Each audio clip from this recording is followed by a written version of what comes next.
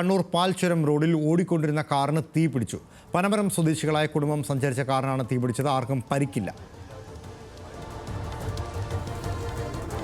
ആഷിഖ് റഹ്മാനാണ് വാർത്തയുടെ വിശദാംശങ്ങളുമായുള്ളത്. ആഷിഖ്, എപ്പോഴായിരുന്നു സംഭവം? എന്തെല്ലാമാണ് വിശദാംശങ്ങൾ? ഇന്ന് രാത്രി 8 മണിയോടുകൂടെയാണ് സംഭവം. ഈ പാൽച്ചുരം മൂന്നാം വളവിലെ റോഡിലാണ് ഈ ഒരു അപകടം ഉണ്ടായത്. ഈ കുടുംബം കണ്ണൂർ കൊട്ടിയൂരിൽ നിന്ന് വയനാട് മാനന്തവാടിയിലേക്ക് വരികയായിരുന്നു. തുടർന്നാണ് കാറിന് അപ്രതീക്ഷിതമായി തീ പിടിച്ചത്. തുടർന്ന് ഈ കുടുംബം 4 കുടുംബമാണ്. ഇവരെല്ലാവരും ഇറങ്ങി ഓടി രക്ഷപ്പെട്ടതുകൊണ്ടാണ് ജീവൻ രക്ഷപ്പെടാനായത്. എന്തായാലും അച്ഛനും അമ്മയും 2 കുട്ടികളുമായിരുന്നു കാറിലുണ്ടായിരുന്നത്. പോകുന്ന വഴിക്ക് അപ്രതീക്ഷിതമായി തീ പിടിച്ചതെന്ന്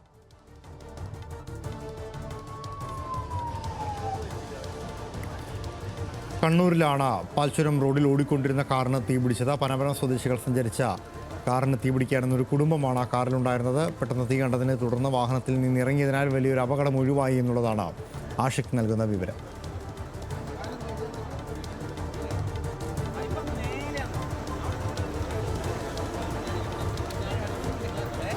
ആഷിഖ്, കേൾക്കാമെങ്കിൽ ഈ തീ പൂർണ്ണമായി അണയ്ക്കാൻ സാധിച്ചിട്ടുണ്ടോ? ഇവരുടെ ആരോഗ്യനില എങ്ങനെയാണ്?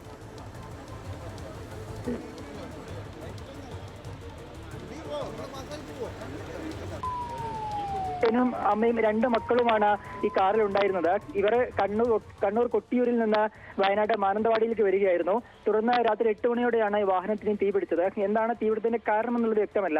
ഈ ഓടിക്കൊണ്ടിരിക്കുന്ന കാറിന് തീ പിടിച്ചതിനെ തുടർന്ന് കുടുംബം ഇറങ്ങി ഓടിയതിനെ തുടർന്നാണ് രക്ഷപ്പെട്ടത്. ഈ കാർ പൂർണ്ണമായും ഇന്ന് ദൃശ്യങ്ങൾ കാണാൻ കഴിയുന്ന പോലെ പൂർണ്ണമായും കത്തി നശിച്ചിട്ടുണ്ട്. തുടർന്ന് ഫയർഫോഴ്സ് എത്തി ഇപ്പോൾ അത് തീ കെടുത്താനുള്ള ഒരു ശ്രമം നടത്തിക്കൊണ്ടിരിക്കുകയാണ്. കാരണം പൂർണ്ണമായും ഈ കാർ കത്തിയതിൽ തന്നെ പെട്ടത് ഇത് കെടുത്തൊഴി കുറച്ച് ശ്രമകരമാണ്.